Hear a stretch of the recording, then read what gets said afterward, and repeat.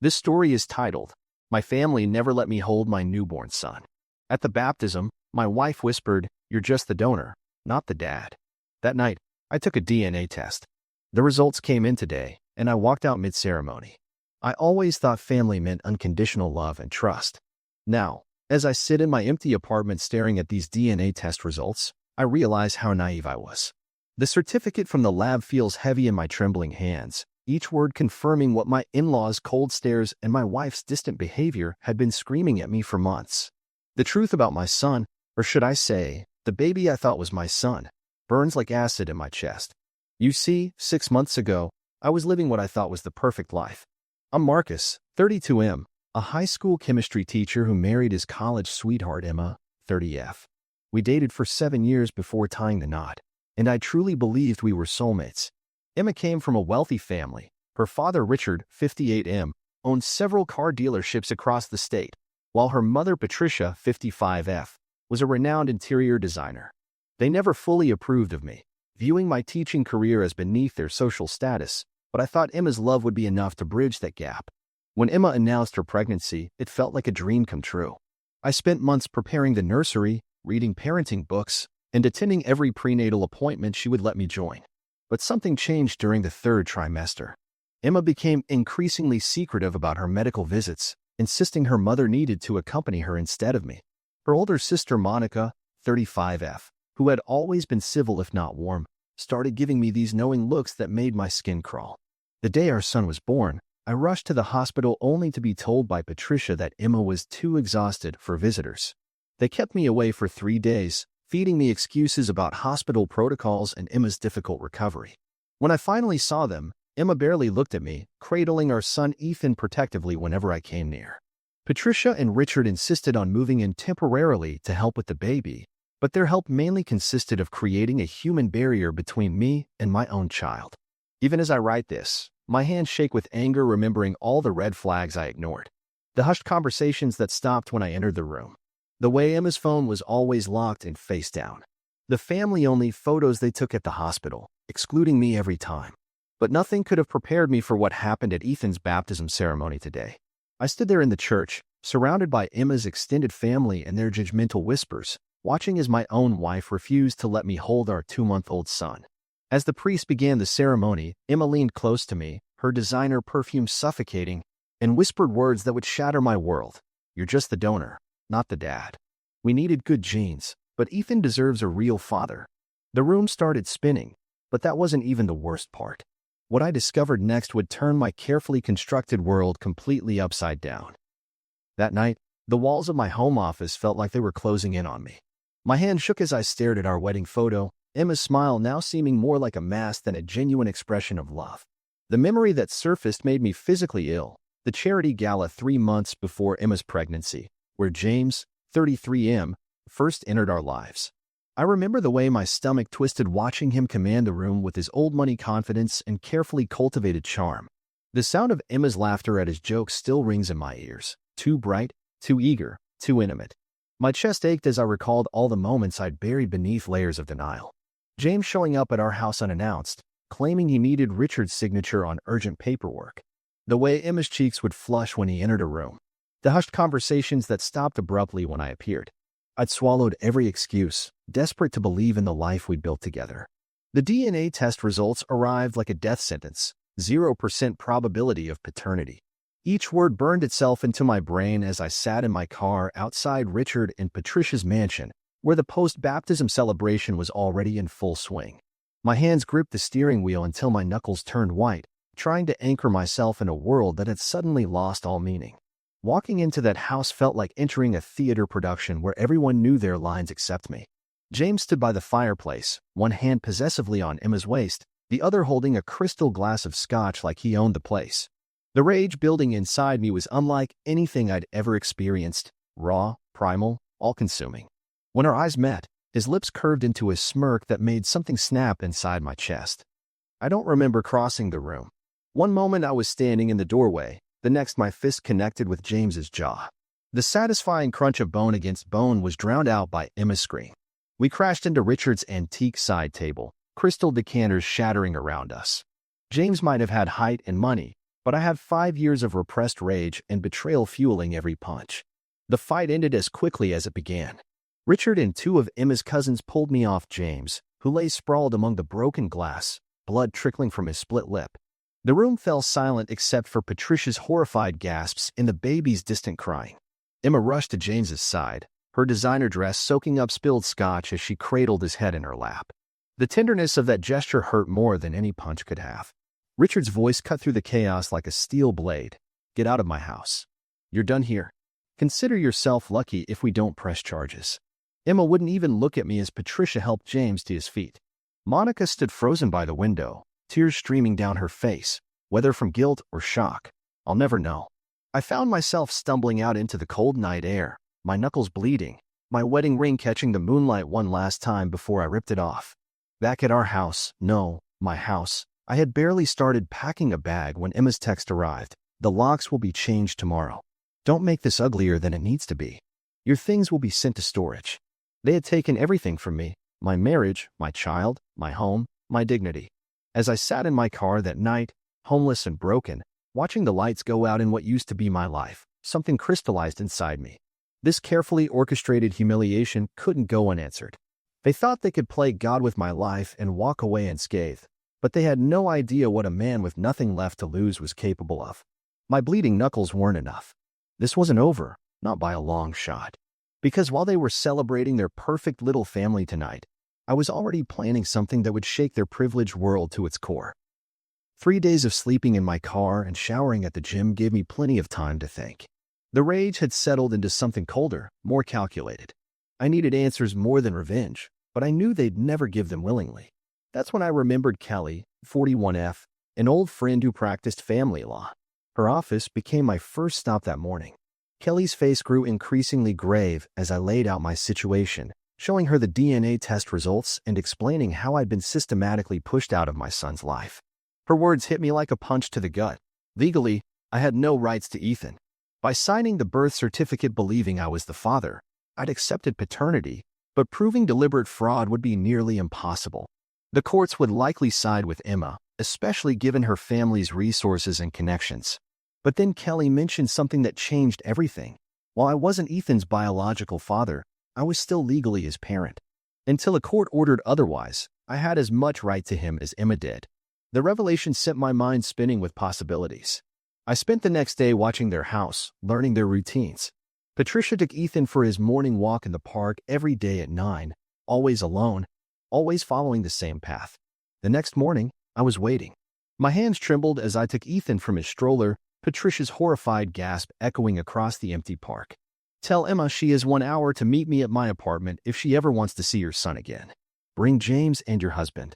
No police, or none of you will ever see Ethan again." Those 60 minutes were the longest of my life. Ethan slept peacefully in my arms, completely unaware of the storm brewing around him. I'd set up my phone to record, hiding it carefully among the books on my shelf.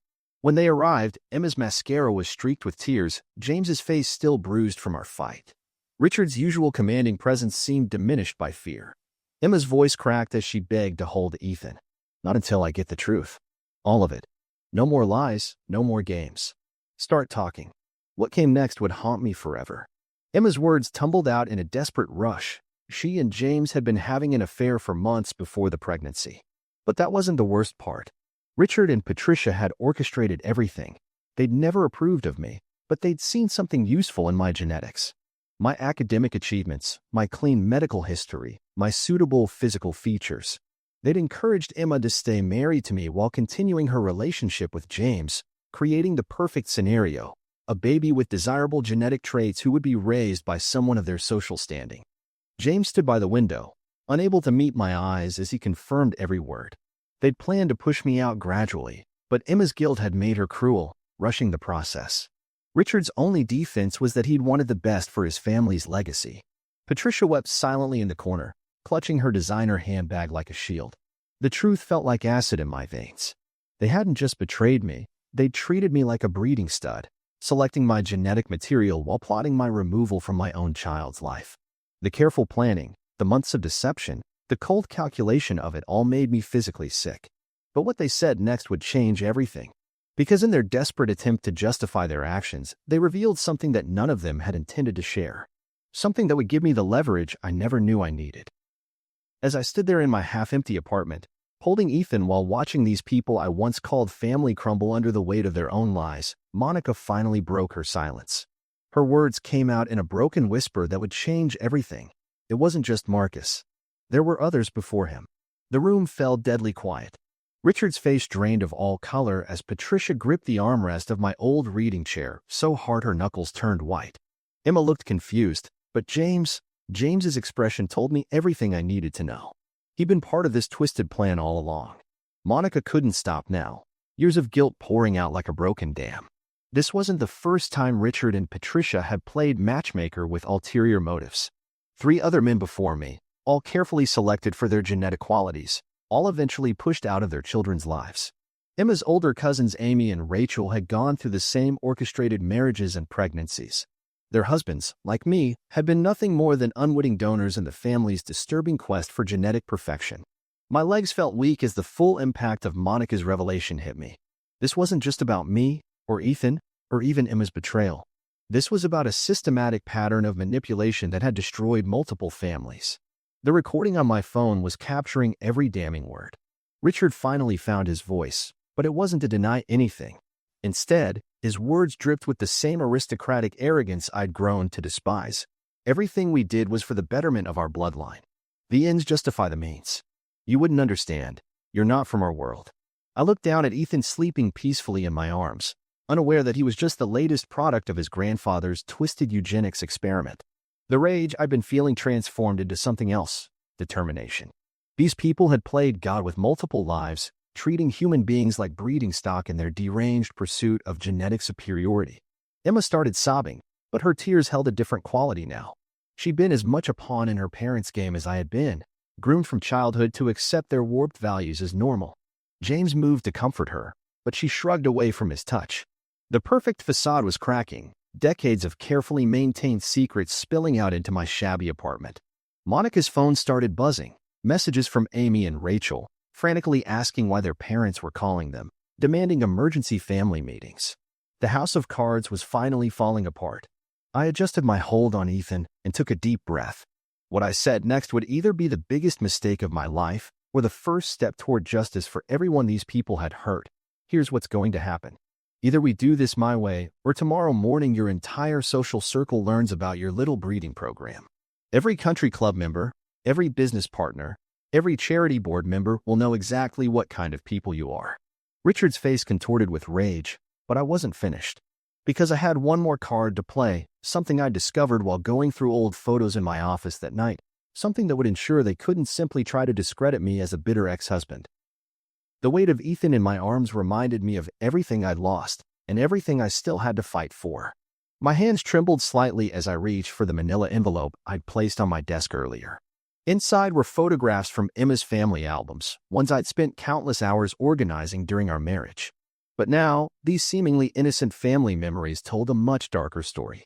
I spread the photos across my coffee table, watching the color drain from Richard and Patricia's faces. The images spanned decades, their perfectly curated family portraits hiding ugly truths. In each generation, there were men who had mysteriously disappeared from the family narrative, replaced by others who better fit their ideal of social status.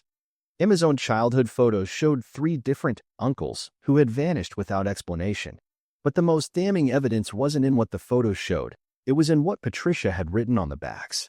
Detailed notes about genetic traits, academic achievements, and family medical histories of each man they'd selected. Their own daughter had been nothing more than a pawn in their twisted game of genetic chess, and Emma's tears told me she was finally seeing the full picture of her manipulated life. Monica broke down completely, revealing how she'd been forced to help maintain their web of lies over the years. Each time a new man was pushed out, she'd been the one tasked with cleaning up, removing photos from albums, changing names and family records, helping craft the stories they told at social gatherings. The guilt had been eating her alive. James stood by the window, his customary confidence shattered. His role in their scheme had been more extensive than even I had imagined. He wasn't just Emma's lover, he was the family's fixer, helping identify potential candidates for their genetic experiments. The prestigious business partnership with Richard was just a cover for his real role in the family. As Ethan stirred in my arms, Emma approached slowly, her voice barely a whisper. I never knew the full truth until now. I thought I was special, that you just weren't good enough for our family.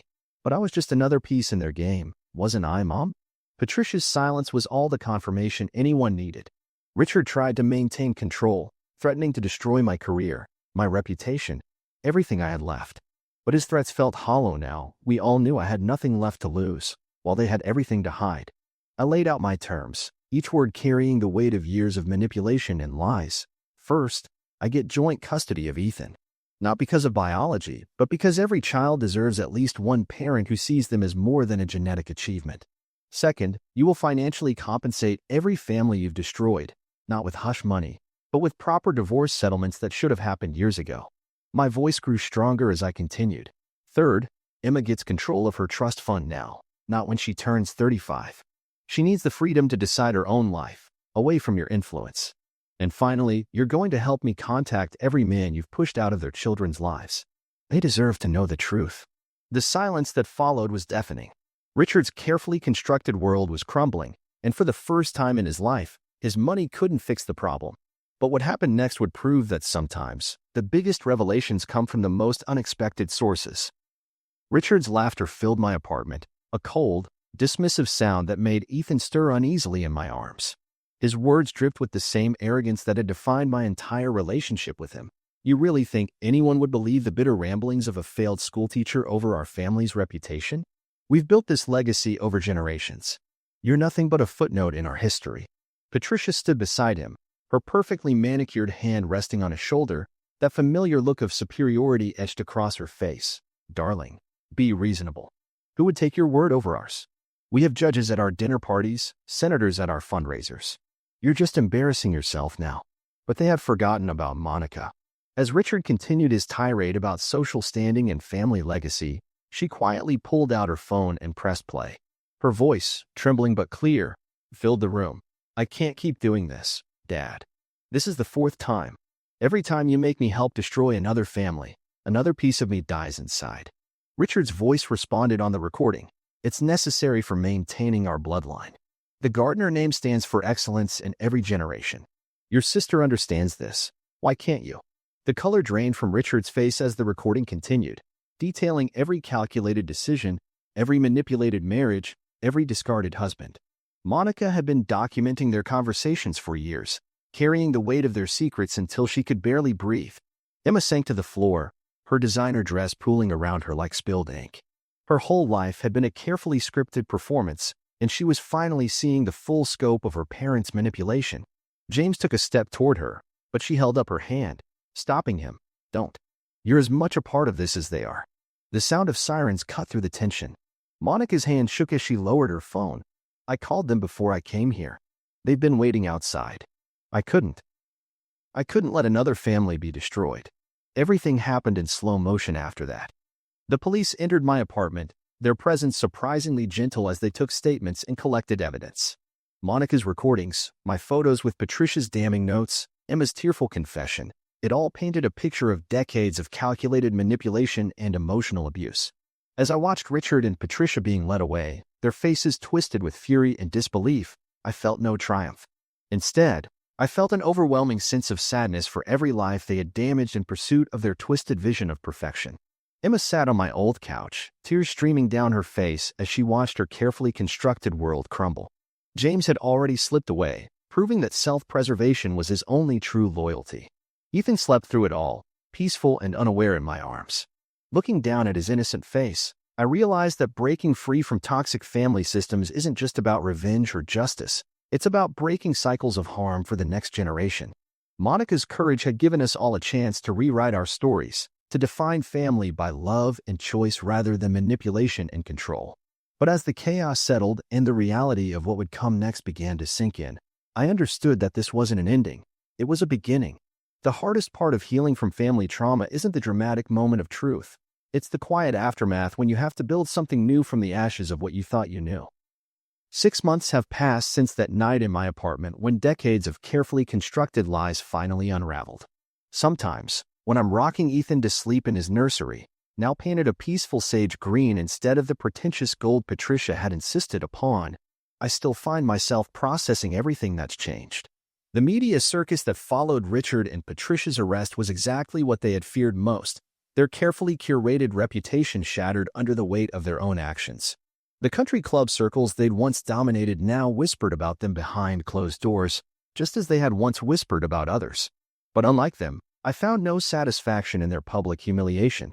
Watching their world crumble taught me that revenge doesn't heal wounds, it just creates new ones.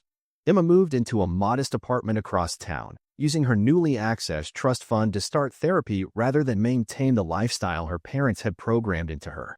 Our relationship has transformed into something I never expected, a genuine friendship built on shared trauma and the mutual understanding that we were both victims of a larger scheme. We're learning to co-parent Ethan with honesty and respect, something neither of us experienced in our own upbringing. Monica's courage sparked a chain reaction. 3 other families came forward with similar stories, each one adding another layer to the pattern of manipulation that had defined the Gardner family for generations. James disappeared to Europe once the investigations began, proving that his loyalty had always been to status rather than love. Emma's tears over his departure gradually turned into relief as she recognized the toxic patterns she'd been conditioned to mistake for romance. The hardest part wasn't the legal battles or the public scrutiny, it was learning to trust again. Every Sunday, I host dinner at my house for what we jokingly call our chosen family: Monica, who's slowly learning to forgive herself, Emma, who's discovering who she is without her parents' influence, and surprisingly, Amy and Rachel, whose own healing journeys led them back to reconnect with their children's fathers. We're all broken in different ways, but there's strength in sharing our scars instead of hiding them. Ethan is walking now, his wobbly steps and bright laughter filling my house with the kind of joy that can't be engineered by careful breeding or social calculations. Sometimes I catch myself searching his face for signs of James or traces of the Gardner legacy, but then he'll smile, this pure, uncomplicated smile, and I'll remember that biology is the least important part of being a father. The greatest victory wasn't exposing the truth or watching Richard and Patricia face consequences for their actions. It was breaking free from their twisted definition of family and creating something authentic in its place. Emma and I may not have the marriage we thought we did, but we have something more valuable, a genuine partnership based on healing and growth rather than manipulation and control. Last week, during our Sunday dinner, Monica brought out an old photo album she'd rescued from her parents' house. Instead of hiding the gaps where photos had been removed or men had been erased, we filled those spaces with new pictures, messy, imperfect snapshots of our reconstructed family. Between these pages, we're writing a different kind of legacy, one that values love over genetics, authenticity over appearance, and healing over pride. As I write this from my study, I can hear Emma and Monica in the kitchen, teaching Ethan to say new words between fits of giggles. There's no designer furniture or carefully curated facade, just the comfortable chaos of real life and real relationships. Richard and Patricia's obsession with creating the perfect family destroyed many lives. But from those ashes, we've built something they never could, a family bound by choice, truth, and unconditional love. The DNA test that shattered my world 6 months ago sits in my desk drawer now, a reminder that sometimes losing everything you thought you wanted opens the door to everything you actually need. Ethan may not share my genes, but he shares my life, my love, and my commitment to breaking the cycle of toxic family patterns. In the end, that's worth more than any carefully selected genetic traits or social status could ever be.